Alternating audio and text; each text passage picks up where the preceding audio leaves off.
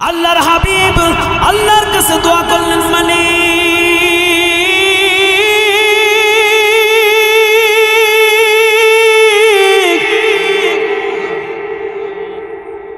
মালিক আমার কাছে কিছু নাই, আমি আমার ওসমানকে দিব, আমি তোমার কাছে হাত তুলে দিলাম, মালিক তুমি আজকে আমার ওসমানকে যা কিছু করো করে দাও। আল্লাহ পাক রব্বুল আলামিন বললেন, বন্ধু হে, আমি আর আজকে ওসমান রাখলাম না, তোমার ওসমানকে ওসমান গনি হিসাবে টাইটেল দিয়ে দিলাম। জোরে বলেন সুবহানাল্লাহ। সাহাবীদেরকে আদেশ করলেন আল্লাহর হাবিব, এই আমার সাহাবীরা তোমরা পাথর নিয়ে আসো। সাহাবীরা চলে গেলেন, পাথর আনতে শুরু করে দিলেন। আল্লাহর হাবিব নিজেও পাথর আনতে শুরু করেছে। সুবহানাল্লাহ বলে, যেই পয়গম্বরের গায়ের মধ্যে মশা মাছি বসা হারাম, সেই পয়গম্বর পাথর আনতে শুরু করে দিয়েছে। আনতে আনতে ক্লান্ত হয়ে গেছে, পেটের মধ্যে পাথর বেঁধেছেন। হযরতে আবু বকর সিদ্দিক রাদিয়াল্লাহু তাআলা আনহু ডেকে বলতেছে, ইয়া রাসূলুল্লাহ, ইয়া হাবিবাল্লাহ, আপনার কষ্ট হচ্ছে, আপনি পাথর টানার দরকার নাই, আপনি বসে থাকেন, আমরা সাহাবীরা আছি, পাথর টেনে টেনে মসজিদ নির্মাণ করব, কোনো সমস্যা নাই। আল্লাহর হাবিব ডেকে বললেন, আবু বকর তুমি কি চিন্তা করেছো, তুমি কি বুঝতে পেরেছো আমি কি নির্মাণ করতেছি? বলে, আল্লাহর ঘর মসজিদ নির্মাণ করতেছেন। আল্লাহর হাবিব ডেকে ডেকে বললেন, শোনো আবু বকর, এই ঘর বানাতে গিয়ে যদি আমি মুহাম্মদের জীবন চলে যায়, মুহাম্মদের জীবন আমি দিতে রাজি আছি, কিন্তু মসজিদের কাম করতে গিয়ে আমি এক মুহূর্ত বিরাম নিব না, বিশ্রাম নিব না। যারা বলেন সুবহানাল্লাহ। নবী আমার মসজিদ নির্মাণ করে ফেললেন। প্রতি সপ্তাহে শনিবারে এই ঘরের মধ্যে নামাজ পড়ার জন্য নবী চলে আসেন। সেই মদিনা থেকে, মসজিদে নববী থেকে শনিবার বেলায় এই মসজিদের মধ্যে আসেন রাসূল। প্রতি শনিবারে নামাজ পড়ে। আমার ভাইয়েরা দেখুন, হযরত ওসমান দিনের জন্য কেমন দান করেছেন। নবীকে খুশি করানোর জন্য আল্লাহ তাআলা ওসমানকে ঘনি বানায়া দুনিয়ার মধ্যে জান্নাতের সার্টিফিকেট দিয়া, দুনিয়ার মধ্যে খুশি বানায়া আখিরাতের জান্নাতের মালিক বানায়া দিয়েছেন ওসমানকে। কে? আমার ভাই ওসমানের কথা বললে আর বলতে হয়, হযরত ওসমান গনি রাদিয়াল্লাহু তাআলা আনহু এমন ধনী মানুষ ছিলেন, যখন যা চাওয়া হইতো কোনো কার্পণ্য বোধ করতেন না, যা চাওয়া হইতো তাই দিয়ে দিতেন। আল্লাহর রাসূলের কাছে একজন সাহাবী এসেছেন দান চাওয়ার জন্য। দান, ঘরের মধ্যে কিচ্ছু নাই। রাসূলের কাছে আসার পর রাসূলকে বলতেছেন, ইয়া রাসূলুল্লাহ, ইয়া হাবিবাল্লাহ, ঘরের মধ্যে খাদ্য নাই, দানা নাই, ঘরের মধ্যে সবাই উপোস পড়ে আছে, আপনার কাছে যদি কোনো খাদ্য থাকে আপনি আমার জন্য দান করেন। ইয়া রাসূলুল্লাহ, ইয়া হাবিবাল্লাহ। আল্লাহর হাবিব বলতেছেন, সাহাবীরে, আমার ঘরের মধ্যে খাদ্য নাই, আমি নিজেও ক্ষুধার্ত। রাসূল কাপড়টা তুললেন, জামাটা তুলে দেখায় দিলেন, পেটের মধ্যে ছোট্ট ছোট্ট পাথর কাপড় দিয়ে বেঁধে রেখেছে। সাহাবীকে ডেকে বললেন, সাহাবী, আমার মালিক বলেছেন, ওয়া আম্মাস সাইলা ফালা তানহার। কোন ব্যক্তি যদি কারো বাড়ির মধ্যে আসে আর হাত বাড়ায়, আল্লাহর ওয়াস্তে কোনো জিনিস চায়, সে যেন ওই ব্যক্তিকে খালি হাতে ফেরত না দেয়। আল্লাহর হাবিব বললেন, সাহাবী শোনো, আমার ঘরের মধ্যে নাই, তবে তোমাকে আমি বলে দেই, আমার সাহাবী হযরত ওসমানের বাড়ির মধ্যে যাবে আর বলবে, আমি নবী তোমাকে ওসমানের কাছে প্রেরণ করেছি, আর বলবে, ওসমানকে বলবে, নবী তোমাকে সাহায্য করার জন্য, আমাকে সাহায্য করার জন্য নবী বলেছেন। জোরে বলেন সুবহানাল্লাহ। তাহলে আমার দ্বারা সম্ভব না আপনাদেরকে জাগানো।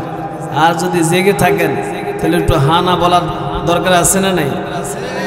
একটা তাকবীর দেন, লিল্লাহে তাকবীর। শোনেন, মানুষ কম হয়েছে কি হয়েছে? কম দিয়ে ইসলামের বিজয় হয়েছে। কথা বলেন ঠিক কিনা? মানুষ আমরা কম, কিন্তু শক্তিতে আমরা কম নই। একজন মুমিন 1000 কাফেরের বিরুদ্ধে যথেষ্ট। অতএব আমরা মানুষ কম হলো কোনো সমস্যা নাই। একটা তাকবীর দিব, আকাশ বাতাস যেন প্রকম্পিত হয়। লিল্লাহে তাকবীর। আরো আওয়াজ করে বলেন, লিল্লাহে তাকবীর। আল্লাহ তাআলা আমাদের সকলকে আশা এবং সব কিছুকে কবুল করেন বলি আমিন। মাদ্রাসাকে কবুল করেন বলেন আমিন। মুহতারাম হাজিরিন, বেশি সময় নিব না, অল্প কিছু কথা বলবো যাতে করে শুনে বাড়িতে নিতে পারেন। শুনে কোন জায়গায় নেওয়া যায়? বাড়িতে নেওয়া যায় এবং নিজের জীবনে এরই মাধ্যমে পরিবর্তন ঘটানো যায়, আমল করা যায়। অনেক মানুষ আছে ওয়াজ শুনতে আসে, কিন্তু বাড়িতে আর নিতে পারে না। কি যে হুজুর বলছে, আরে বাবা চমৎকার অবস্থা, এমন বেগতিক, শুনতে শুনতে একেবারে ঘুম এসে গেছে, কিন্তু মাগার কি বলছে হুজুর আর বলতে পারে না। এরকম আছে না নাই? তো আপনাদের সামনে কোরআন হাদিস থেকে, রসুলের অসংখ্য মুখের বাণী থেকে একটি বাণী পেশ করেছি।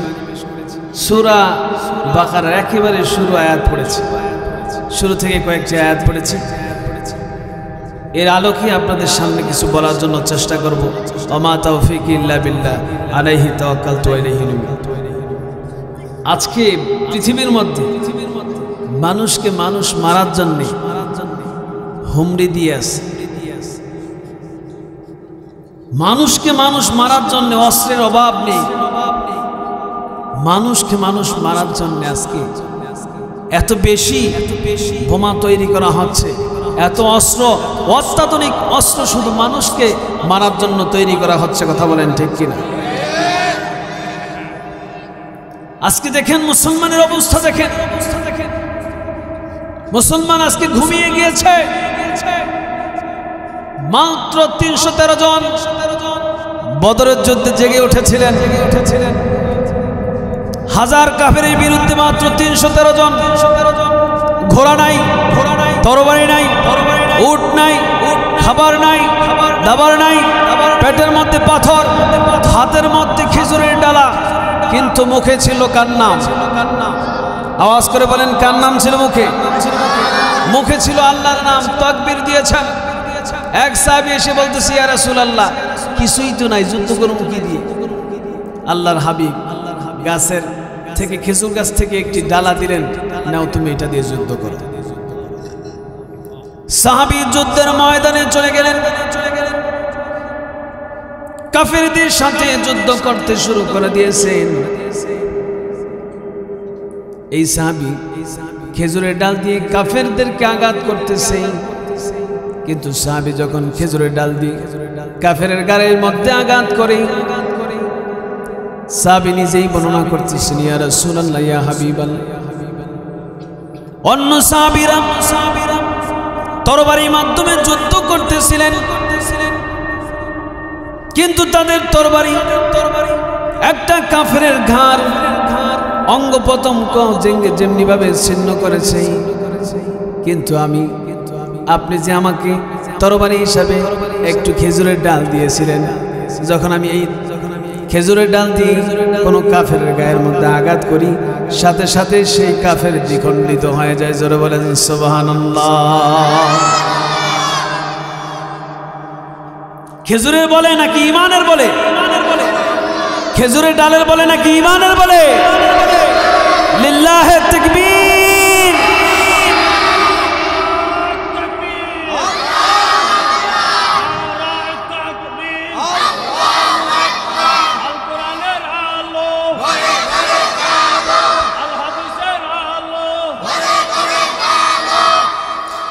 আমার বন্ধুগণ শুনবেন, খুব মনোযোগ দিয়ে শোনার চেষ্টা করবেন। আজকে দেখেন ফিলিস্তিনের জমিনে ছোট্ট ছোট্ট মাসুম বাচ্চাগুলি, শিশু বাচ্চাগুলি অক্সিজেনের কারণে মারা যাচ্ছে। তোমার আমার মুমিনের সন্তান হসপিটালের মধ্যে না খেয়ে মারা যাচ্ছে।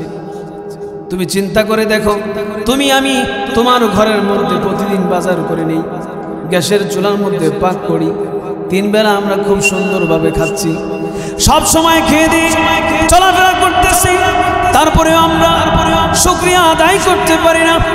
কিন্তু সেই জমিনের মানুষগুলি দেখো তাকিয়ে, সেই বাচ্চাগুলো আজকে না খেয়ে মারা যাচ্ছে। আমরা কিছু করতে পারতেছি না। আমরা ইমানদার হিসাবে ঠিক আছে, কিন্তু আমাদের সব শক্তি দুর্বল হয়ে গেছে। কথা বলেন ঠিক কিনা? আল্লাহর হাবিব বলেছেন, মুসলমান পৃথিবীর মধ্যে কেউ কোনোদিন বাঁচতে পারবে না। পারবে নাকি? পৃথিবীর মধ্যে কোনো মানুষ চিরদিন থাকতে পারবে না।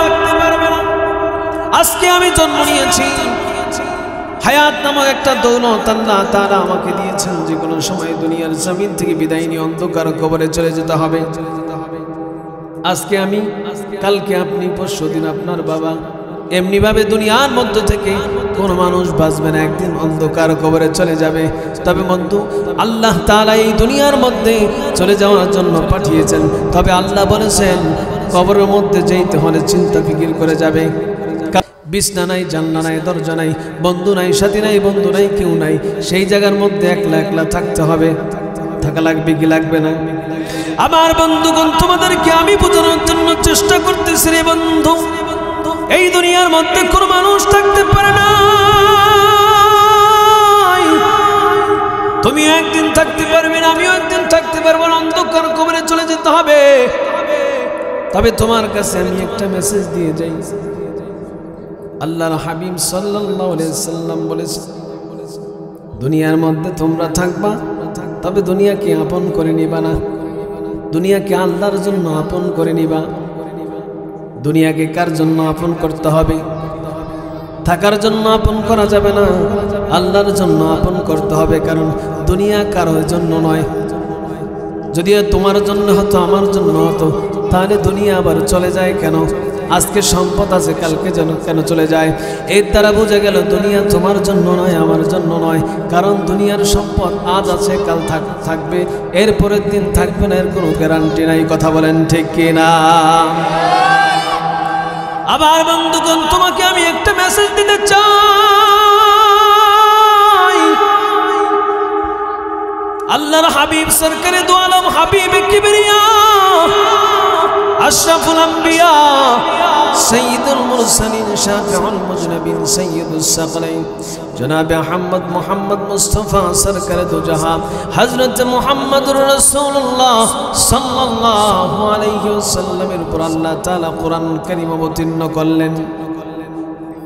কোরআনুল কারীম অবতীর্ণ করার পর আল্লাহ পাক রব্বুল আলামিন তোমার আমার পয়গম্বরকে, তার সাহাবীদেরকে কোরআন শুনিয়ে দেওয়ার জন্য বললেন। আল্লাহর হাবিব কোরআন সাহাবীদেরকে শোনাইলেন, এই আমার সাহাবীরা, তোমরা কোরআন শুনে নাও। আল্লাহর হাবিব সাল্লাল্লাহু আলাইহি ওয়াসাল্লাম কোরআন কারীম থেকে পড়তে শুরু করে দিলেন। লান তানালুল বিররা হাত্তা তুনফিকু মিম্মা তুহিব্বুন। আল্লাহ তাআলা কোরআনুল কারীমের মধ্যে বলে দিলেন, এই দুনিয়ার মানুষ, যেই জিনিস তুমি ভালোবাসো এবং তোমার কাছে সবচেয়ে বেশি প্রিয়, যেই জিনিস তুমি ভালোবাসো এবং তোমার কাছে সবচেয়ে বেশি প্রিয়, সেই জিনিসটা তুমি আল্লাহর রাস্তায় দান করে দাও। আল্লাহর হাবিব সাল্লাল্লাহু আলাইহি ওয়াসাল্লাম ঘর থেকে বের হলেন, গায়ের মধ্যে জামা হইল 2টি। নবীর গায়ের মধ্যে জামা কয়টি? একটা হলো নতুন আর একটা হলো পুরাতন। একটা নতুন আর একটা কি? একজন সাহাবী ডেকে বলে, ইয়া রাসূলুল্লাহ, আপনার জামাটা আমার খুব পছন্দ হয়েছে, যদি আপনি দিতেন, আপনার সাহাবী হিসাবে আমি গায়ে দিতাম। আল্লাহর হাবিব বললেন, সাহাবী রে, আমি তোরে আমার জামাটা দিয়ে দিব, তুমি টেনশন করিও না। এবার রাসূল 2টা জামার মধ্যে যেই জামাটা নতুন জামাটা খুললেন, খোলার পথে সাহাবীকে বললেন, সাহাবী রে, এই ল তোরে আমি জামাটা দিয়ে দিলাম। জোরে বলেন সুবহানাল্লাহ। হযরত ওমর পাশে দাঁড়ানো ছিলেন। ওমর ডেকে বললেন, ইয়া রাসূলুল্লাহ, ইয়া হাবিবাল্লাহ, ওগো আল্লাহর নবী, আপনি যদি চাইতেন পুরান জামাটা দিতে পারতেন, নতুন জামাটা কেন দেওয়ার কোনো দরকার ছিল না, কিন্তু আপনি নতুন জামাটা দান করে দিলেন। আল্লাহর হাবিব সরকারে দু আলম হাবিবে কিবরিয়া মুহাম্মদুর রাসূলুল্লাহ ওমরকে ডেকে বলে, ওমর শুনে নাও, আল্লাহ তাআলা কোরআন কারীমের মধ্যে বলেছেন, শোনো ওমর, তোমার কাছে যেই জিনিসটা সবচেয়ে বেশি পছন্দনীয়, যেইটা তুমি ভালোবাসো, সেইটা আল্লাহর রাস্তায় দান করে দাও। আল্লাহ যেরকম ভাবে তোমাকে দান করার জন্য বলেছেন, যদি এটা উত্তম হয়, ভালো হয়, আল্লাহ কিন্তু সেরকম প্রতিদান দান করবেন। জোরে বলেন সুবহানাল্লাহ। আল্লাহর পয়গম্বর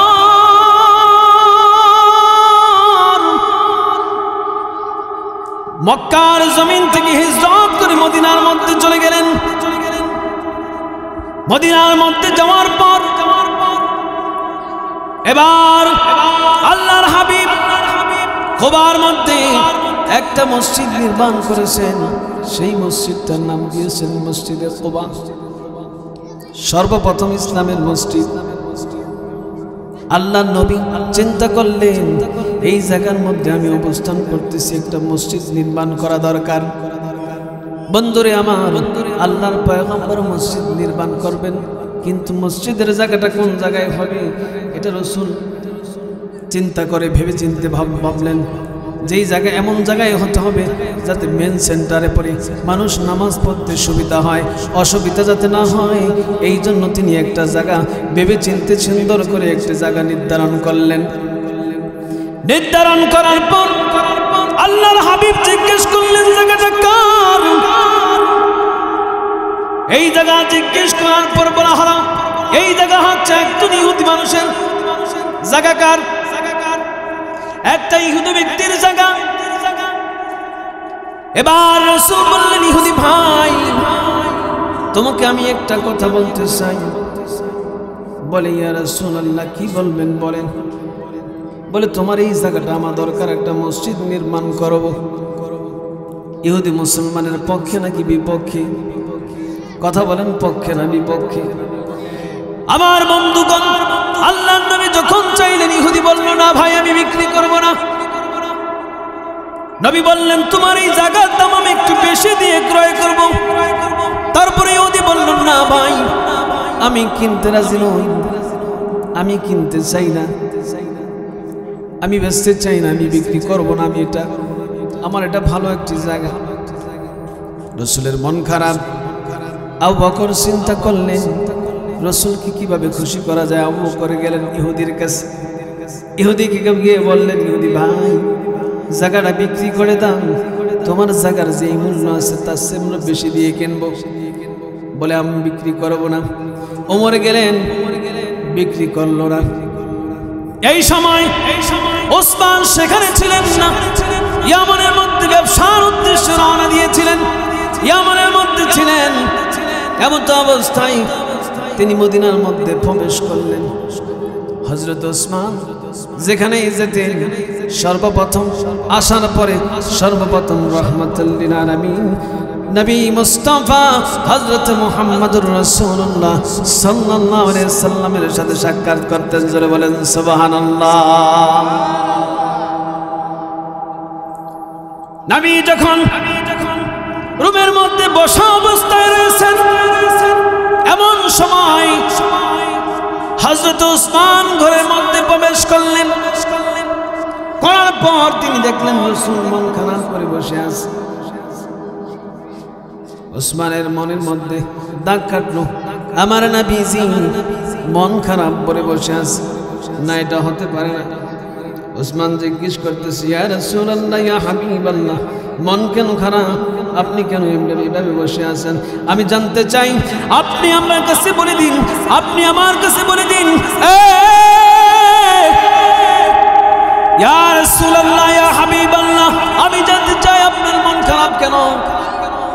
হযরত ওসমানের কাছে বলতেছে, ওসমান, আল্লাহর হাবিব বলতেছেন, ওসমান ওই যে দেখতেছো জায়গাটা, এই জায়গার মধ্যে আমি একটা মসজিদ বানানোর নিয়ত করেছিলাম, কিন্তু জায়গাটা কোনো মুসলমানের জায়গা না, একটা ইহুদির জায়গা। কার জায়গা? এবার ওসমান ওই ইহুদির কাছে গেলেন, ইহুদির কাছে গিয়ে বললেন, ভাই তুমি কি তোমার জায়গা বিক্রি করবে নাকি? বলে না, আমি বিক্রি করব না। ওসমানকে দেখে ইহুদি এবার মুস্কি মুস্কি হাসতে শুরু করে দিয়েছে, জোরে বলেন সুবহানাল্লাহ। এবার ওসমান ডেকে বলে, ইহুদি ভাই তুমি তোমার জায়গা বিক্রি করবে নাকি? বলে কত দিয়ে কিনবে? ওসমান বলে তুমি বেচবা কত দিয়া? বলে তোমার অস্থাবর স্থাবর যত সম্পদ আছে সব সম্পদ হইলে আমি জায়গা বিক্রি করব। বলে দিয়ে দিলাম। সুবহানাল্লাহ বলেন। মানে জীবনের যত সম্পদ আছে, বাড়ি গাড়ি, অর্থ পয়সা, টাকা পয়সা যা আছে, ধন দৌলত সব দিয়ে তোমার কিনতে হবে। বলে সব দিয়ে দিলাম। হযরত ওসমান আনন্দে আত্মহারা হয়ে রাসূলের দরবারের দিকে রওনা দিলেন। রওনা দেওয়ার পর আল্লাহর হাবিবের কাছে গিয়ে বললেন, ইয়া রাসূলুল্লাহ ইয়া হাবিবাল্লাহ, খুশির সংবাদ নিয়ে এসেছি। কি খুশির সংবাদ রে ওসমান? বলে ইয়া রাসূলুল্লাহ, যেই জায়গা মসজিদ বানানোর জন্য চিন্তা করেছেন ইহুদি বিক্রি করে নাই, আমি ওসমান সেই জায়গাটা বিক্রয় করে ক্রয় করে আল্লাহর জন্য আমি দান করে দিয়েছি। জোরে বলেন সুবহানাল্লাহ। আল্লাহর হাবিব আল্লাহর কাছে দোয়া করলেন, মানে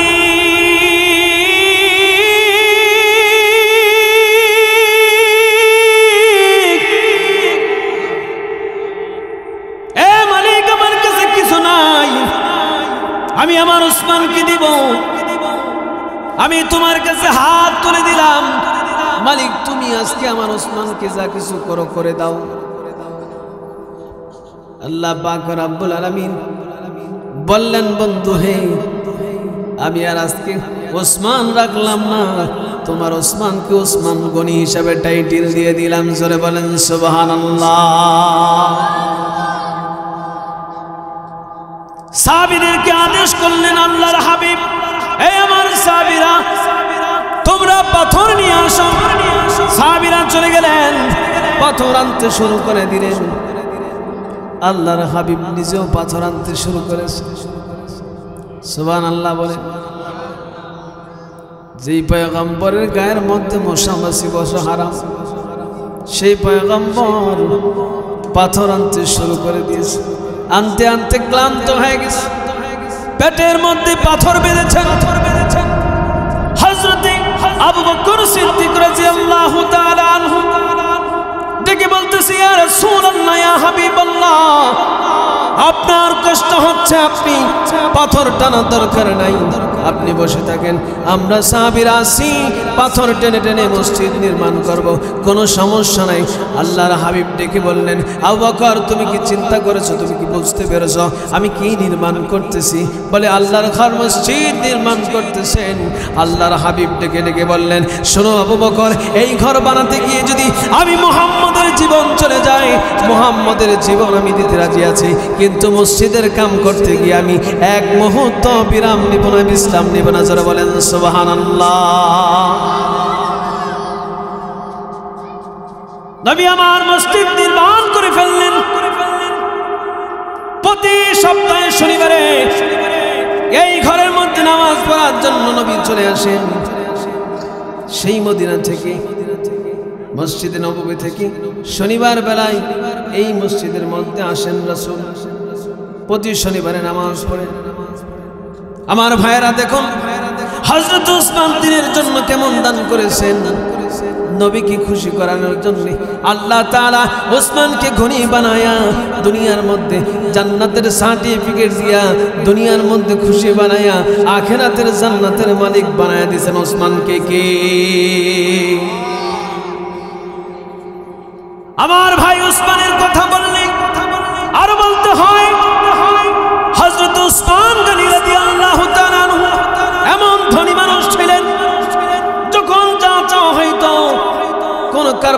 মহব্বত করতেন না, যা চাও হয়তো তাই দিয়ে দিতেন। আল্লাহর রাসূলের কাছে একজন সাহাবী এসেছেন দান চাওয়ার জন্য। দান, ঘরের মধ্যে কিচ্ছু নাই। রাসূলের কাছে আসার পর রাসূলকে বলতেছেন, ইয়া রাসূলুল্লাহ, ইয়া হাবিবাল্লাহ, ঘরের মধ্যে খাদ্য নাই, দানা নাই, ঘরের মধ্যে সবাই উপোস পড়ে আছে। আপনার কাছে যদি কোনো খাদ্য থাকে আপনি আমার জন্য দান করেন। ইয়া রাসূলুল্লাহ, ইয়া হাবিবাল্লাহ, আল্লাহর হাবিব বলতেছেন, সাহাবীরে, আমার ঘরের মধ্যে খাদ্য নাই, আমি নিজেও ক্ষুধার্ত।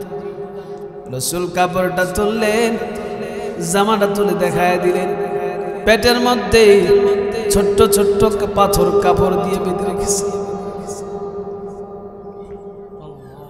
সাহাবীকে ডেকে বললেন, সাহাবী, আমার মালিক বলেছেন, ওয়াম্মাস সাইলা ফালা তানহার। কোন ব্যক্তি যদি কারো বাড়ির মধ্যে আসে আর হাত বাড়ায়, আল্লাহর ওয়াস্তে কোনো জিনিস চায়, সে যেন ওই ব্যক্তিকে খালি হাতে ফেরত না দেয়। আল্লাহর হাবিব বললেন, সাহাবী শোনো, আমার ঘরের মধ্যে নাই, তবে তোমাকে আমি বলে দেই, আমার সাহাবী হযরত ওসমানের বাড়ির মধ্যে যাবে আর বলবে, আমি নবী তোমাকে ওসমানের কাছে প্রেরণ করেছি। আর বলবে, ওসমানকে বলবে, নবী তোমাকে সাহায্য করার জন্য, আমাকে সাহায্য করার জন্য নবী বলেছেন। জোরে বলেন সুবহানাল্লাহ। ওই বাড়ির দিকে রওনা দিলেন। বাড়ির মধ্যে যাওয়ার পর বাড়ির মধ্যে ছিলেন, বাড়ির মধ্যে গিয়ে দেখলেন হযরত ওসমান পিঁপড়ার মুখের খানা রেখে দিচ্ছে। কার মুখের খানা? পিঁপড়া খানা নেয় কি নেয় না? পিঁপড়ার মুখের খানা রেখে দিচ্ছে। হযরত ওসমানের এই অবস্থা দেখে সাহাবী চিন্তা করলো, যে মানুষ পিঁপড়ার মুখের খানা রেখে দিতে পারে, সেই ব্যক্তি আবার আমাকে কিভাবে দান করতে পারে? সুবহানাল্লাহ বলেন। এইভাবে চিন্তা করে সাহাবী আর কিছু বললেন নাই, রাসূলের দরবারে চলে আসছেন। এসে বলতেছেন, ইয়া রাসূলুল্লাহ, ইয়া হাবিবাল্লাহ, কার কাছে প্রেরণ করলেন? যার কাছে গেলাম, গিয়ে দেখলাম আপনার সাহাবী পিঁপড়ার মুখের খাবার রেখে দিচ্ছে। জোরে বলেন সুবহানাল্লাহ। আল্লাহর হাবিব বললেন, সাহাবী, তুমি কি আমার কথা বলছো নাকি? বলে বলি নাই। বলে আবার যাও, তুমি আমার কথা বলবে। আর তুমি কি ওই যে সাহাবী আমি যে তোমাকে প্রেরণ করেছি বলবে, আল্লাহর রাসূল আমাকে পাঠিয়েছেন। পরের দিন সাহাবী রওনা দিয়েছেন। বাড়ির মধ্যে গিয়ে দেখলেন তিনি তার গোলামকে ধমকাচ্ছেন। কপি চিনেননি? কপি, ল্যাম্প, শলিতে একটু বাড়ি দিয়েছে বাতি, যেটা শলিতা দিয়ে জ্বালায়, কেরোসিন দিয়ে জ্বালায়। বাতির শলিতা বানিয়ে দিয়েছে, তেল খরচ বেশি হচ্ছে। ওসমান রাদিয়াল্লাহু আনহু তার এই গোলামকে ধমকাচ্ছে, কিরে বেটা, যদি এরকম বেশি করে জ্বালাও তাড়াতাড়ি শেষ হয়ে যাবে, কমায় দাও, তুমি তো সবাই কিছু দেখতেছ, বেশি ধরালেই বেশি আলো হয়, একটু কম দিয়ে জ্বালাও। সাহাবী অবস্থা দেখার পর চিন্তা করলেন, যে মানুষ একটু তেল বেশি খরচ হয়ে যাবে এটা সহ্য করতে পারে না, সেই মানুষ কিভাবে দান করতে পারে? আমার তো বোধগম্য নয়, আমি তো বুঝতে পারতেছি না, আমার মনে হয় রাসূল কোনো সমস্যা করতেছে। সাহাবী না বলি আল্লাহর রাসূলের দরবারে চলে গেলেন। চলে যাওয়ার পর আল্লাহর হাবিবকে বললেন, ইয়া রাসূলুল্লাহ, আপনার সাহাবীর অবস্থা এমন, কি করা যায়? আল্লাহর হাবিব ডেকে বললেন, সাহাবী, তুমি কি আমার কথা বলেছো নাকি? বলে, তা তো বলি নাই। কেন বলো নাই? তুমি আগে বলতে, তারপরে তুমি আমার কথা কি হয় না হয় সেটা তো পরে আমাকে জানাতে। আবার সাহাবীকে প্রেরণ করলেন। সাহাবীকে প্রেরণ করার পর তিনি গিয়ে দেখলেন হযরত ওসমান জাল দিয়ে তুলা ঢেকে রাখছেন। সেই তুলা বাতাসে উড়ে উড়ে যাচ্ছে, আর সেই তুলাগুলি তিনি ধরে জালের মধ্যে ঢুকিয়ে দিচ্ছেন। চিন্তা করলেন, হায় রে, কেমন কৃপণের কাছে আমাকে রাসূল পাঠালেন। যেই ব্যক্তির জাল থেকে তুলা, সামান্য তুলা বের হয়ে যায়, এই তুলা যে ব্যক্তি লোভ সামলাতে পারে না, সে ব্যক্তি আবার আমাকে কি দান করবে? এবার চিন্তা করলেন, না, এই ব্যক্তির কাছে আমার সমস্যার কথা বলে যাবে না। আবার চলে গেলেন রাসূলের দরবারে। রাসূল কি গিয়ে বললেন, ইয়া রাসূলুল্লাহ, ইয়া হাবিবাল্লাহ, আপনার সাহাবীর অবস্থা দেখলাম এমন, যেই তুলাগুলি উড়ে উড়ে যায়, সেই তুলাগুলি তিনি ধরে ধরে আবার জালের মধ্যে রেখে দেন। এই অবস্থায় দেখে রাসূল, আমি আর কোনো কিছু বলি নাই, আপনার কাছে চলে এসেছি। আল্লাহর রাসূল বললেন, সাহাবী, তুমি কি তোমার সমস্যার কথা বলেছো নাকি? বলে, তা তো বলি নাই। বলে, আবার যাও। আবার রওনা দিলেন। যাওয়ার পর হযরত ওসমানের কাছে গিয়ে বললেন, হে আল্লাহর পয়গম্বরের সাহাবী ওসমান, নবী আমাকে তোমার কাছে পাঠিয়েছেন। ওসমান, কেন পাঠিয়েছেন? বলে, তুমি আমাকে দান করার জন্য পাঠিয়েছেন। যদি তোমার কাছে কোনো কিছু থাকে রে ওসমান, আমার ঘরের মধ্যে না খাওয়া মানুষগুলোকে আমি যেন কিছু তরকারি কিনে, কিছু আটা পাতি কিনে নিয়ে আমার পরিবারের জন্য খাদ্যের ব্যবস্থা করতে পারি। আওয়াজ করে বলেন সুবহানাল্লাহ।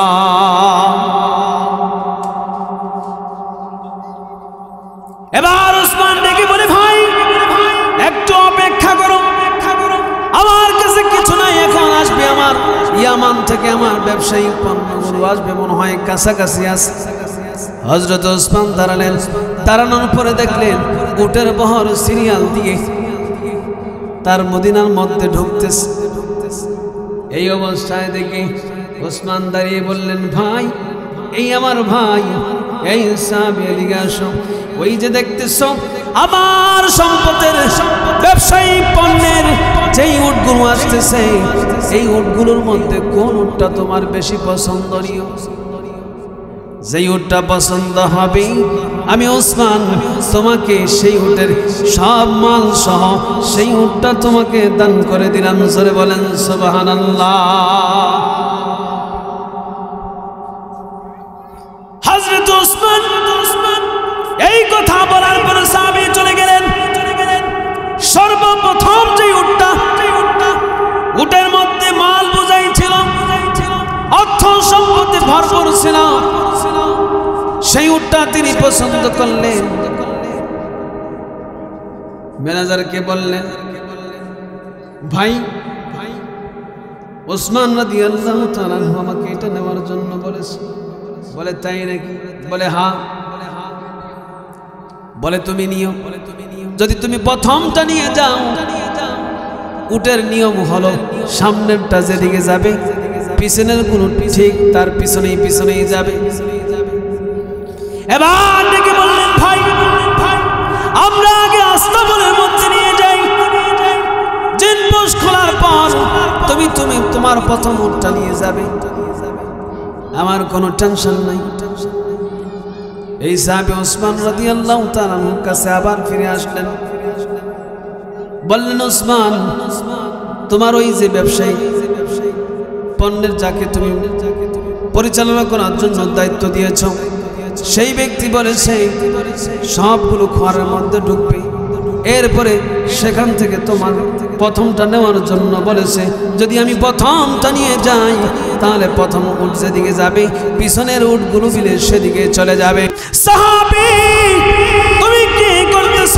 আমি বলে দিয়েছি, যদি প্রথম উটের সাথে পিছনের সবগুলো উট চলে যায়, আমি ওসমান তাকে সমস্ত উট দান করে দিলাম। জোরে বলেন সুবহানাল্লাহ। কেমন দান! আল্লাহু আকবার বলে। আমার বন্ধুগণ সব দান করে দিলেন। হযরত ওসমান এমন ব্যক্তি, আল্লাহ পাক রব্বুল আলামিন খুশি হয়ে গেলেন। বন্ধুরে আমার, হযরত ওসমান রাদিয়াল্লাহু তাআলা আনহু রাসূল যখন মদিনার মধ্যে অবস্থান করলেন, মদিনার মধ্যে একটা কূপ ছিল, মিষ্টি কূপ, মিষ্টি পানি, কূপের পানিগুলো ছিল খুব মিষ্টি, কিন্তু মুসলমানের জন্য কোনো মিষ্টি পানির কূপ ছিল না। উসমানের কাছে এসে বলতেছে, উসমান, তুমি এই কূপটা মুসলমানদের জন্য ক্রয় করে মুসলমানদের জন্য দান করে দাও। হযরত উসমান গেলেন, জিজ্ঞেস করলেন এই কূপের মালিক কে? তাও ইহুদি। ইহুদির যন্ত্রণায় বাঁচা যায় না, সব জায়গায় ইহুদি, এমন জাতিরে ভাই, সব সমস্যা করে ইহুদি। কথা বলেন ঠিক কিনা? হযরত উসমান বললেন, ভাই তোমার এটা বিক্রি করবে নাকি? বলে বিক্রি করব ৩৬,০০০ দিনার দিয়ে। হযরত উসমান এই মিষ্টি কূপের পানিটা ক্রয় করে মুসলমানের জন্য দান করে দিলেন। যারা হজ করতে গেছেন আজও দেখবেন মদিনার মধ্যে সেই কূপ এখনো বিদ্যমান আছে, তার চতুর্দিকে আল্লাহর রাসূল খেজুরের বাগান লাগিয়ে দিয়েছেন। যারা বলেন সুবহানাল্লাহ। আল্লাহ পাক রব্বুল আলামিন বললেন, লান তানালুল বিররা হাত্তা তুনফিকু মিম্মা তুহিব্বুন ওয়া মা তুনফিকু মিন শাইইন ফাইন্নাল্লাহা বিহি আলীম।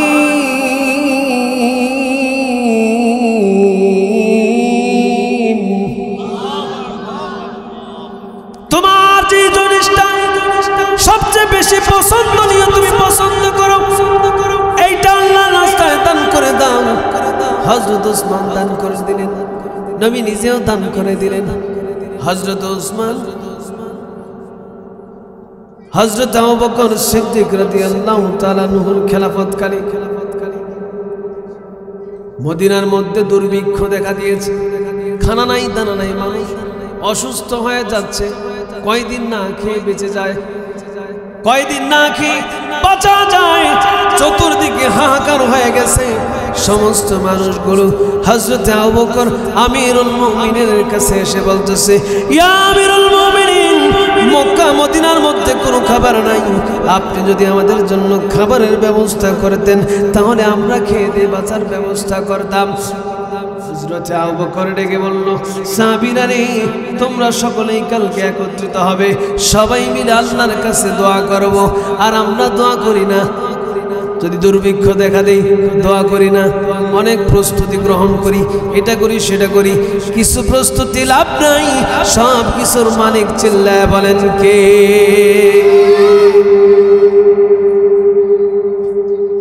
উসমান রাদিয়াল্লাহু তাআলা এখনো মদিনার মধ্যে নাই, তিনি আছেন ইয়ামান দেশে।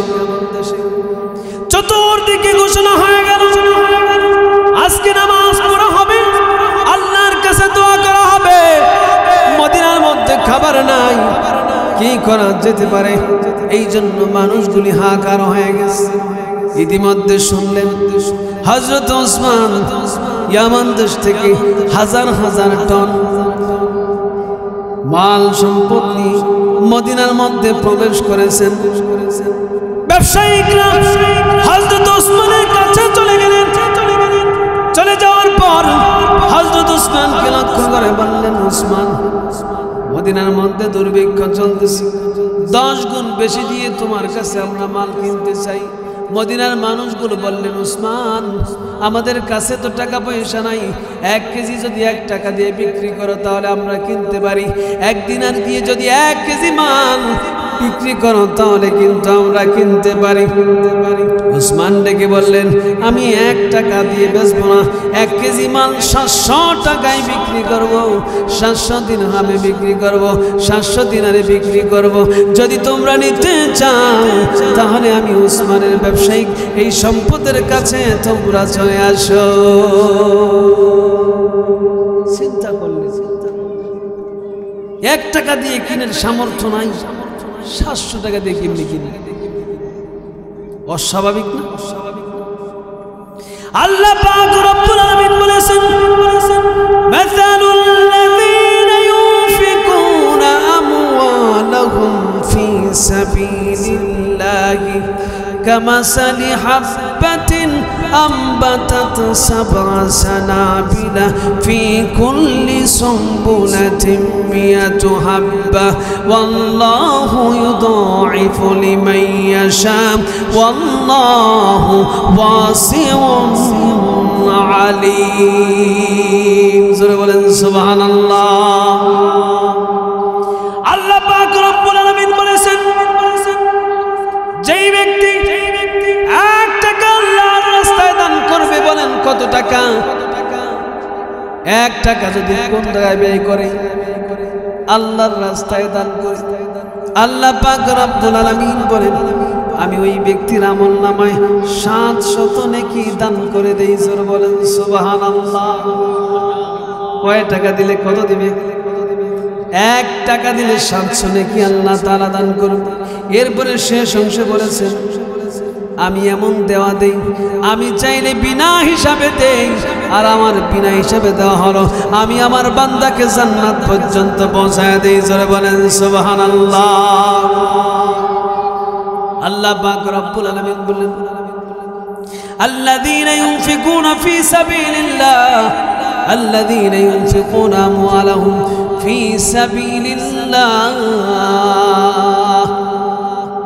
যে ব্যক্তি আল্লাহর রাস্তায় দান করবে সুম্মা লা ইউতবিউনা মা আনফাকু মান্নান ওয়ালা আযা লাহুম আজরুহুম ইনদা রাব্বিহিম ওয়ালা খাউফুন আলাইহিম ওয়ালা হুম ইয়াহজানুন যে ব্যক্তি আল্লাহর রাস্তায় দিবে কিন্তু খোটা দিবে না এবং মানুষের কাছে বলবে না আমি অমুক জায়গায় তমুক দিছি আমি অমুক মসজিদে 1 লক্ষ টাকা দিয়েছি আমি অমুক মসজিদটা করে দিয়েছি আমি অমুক মসজিদের মোতাওয়াল্লি এরকম সমাজে লোক আছে না নাই আল্লাহ তাআলা বলেছেন দান করবা কিন্তু খোটা দেওয়া যাবে না দান করবা কিন্তু মানুষের কাছে বলা যাবে না আল্লাহ তাআলা দেখেন যেই বান্দা আমার জন্য দান করে আল্লাহ তাআলা বলতেছেন লা খাউফুন আলাইহিম ওয়ালা হুম ইয়াহজানুন ওই মানুষটার দুনিয়ার মধ্যে কোনো টেনশন নাই চিন্তা নাই ভয় নাই আর আখিরাতে যখন ওই মানুষ মৃত্যুবরণ করবে আমি আল্লাহ পাক রব্বুল আলামিন ওই ব্যক্তিকে জান্নাত পর্যন্ত পৌঁছে দেব জোরে বলেন সুবহানাল্লাহ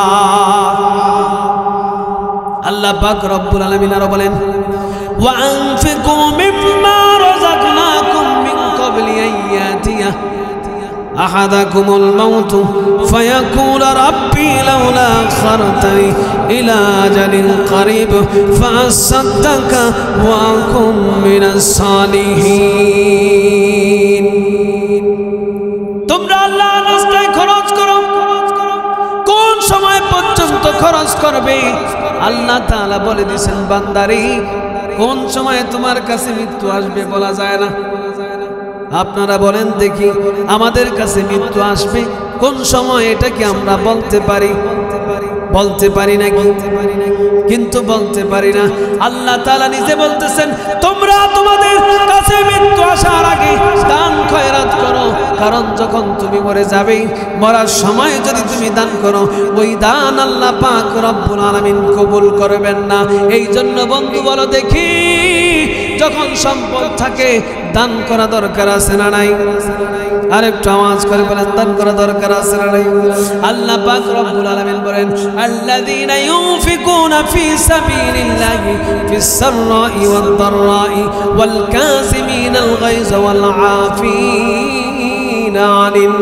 নাস এই মানুষ আল্লাহর রাস্তায় খরচ করো আল্লাহর রাস্তায় দান করো আল্লাহর রাস্তায় কোন সময় দান করবা আল্লাহ বলতেছেন সুস্থ থাকলেও দান করবা অসুস্থ থাকলেও দান করবা আল্লাহর পয়গম্বরের সাহাবী হযরতে বেলালের মাত্র একটা কাপড় বলেন কাপড় কয়টা হযরতে বেলাল কিছু মাল জমা করতেছিলেন আল্লাহর হাবিব ডেকে বললেন আনফিক ইয়া বেলাল মিন জিল আরশিক লানা বেলাল রে আল্লাহর জন্য দান করে দাও, আল্লাহ পাক রব্বুল আলামিন তোমাকে আরশের মালিক দান করার কারণে আল্লাহ তাআলা যা কিছু তোমার দরকার সব কিছুর ব্যবস্থা করে দিবেন। জোরে বলেন সুবহানাল্লাহ। নবী আমার মেরাজের মধ্যে গেলেন,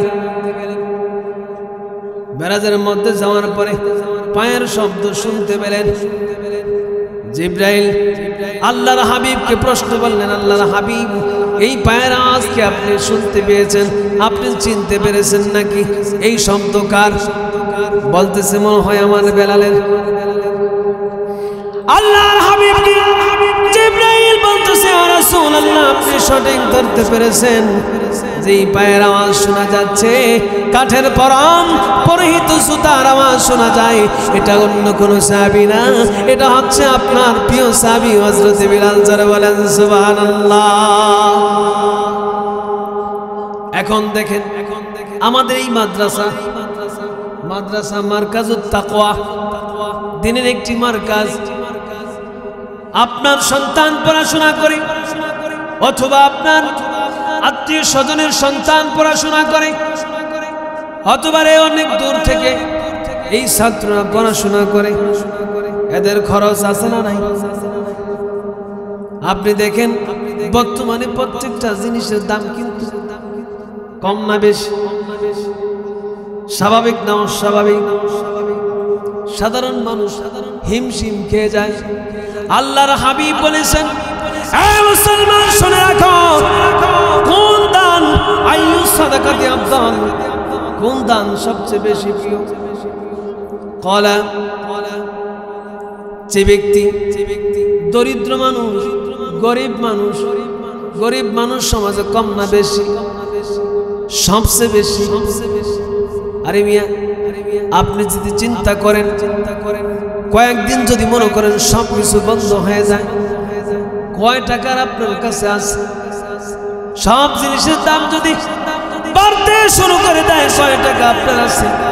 আল্লাহর হাবিব বলে মুসলমান ঘরের মধ্যে সম্পদ আটকায় লাভ নাই, যদি তুমি দান করে মরে যাও আল্লাহ পাক রব্বুল আলামিন তোমার জন্য জান্নাতের ব্যবস্থা করবেন। তুমি চিন্তা করলা আমি দান করবো না, আমি খেয়ে দিয়ে ভালো থাকবো, অন্য মানুষ মরে যাক আমার কোনো সমস্যা নাই। আমি তোমার কাছে একটা কথা বলে যাই, বন্ধুরে বলো দেখি তুমি কি কিয়ামত পর্যন্ত বাঁচবা নাকি? একদিন তো মরতেই হবে। তবে রাসূল বলেছেন যে ব্যক্তি দান করে মারা যায় ওই ব্যক্তি কালেমার শহীদ, মৃত্যুবরণ করে জান্নাতি হয়ে যায়। জোরে বলেন সুবহানাল্লাহ।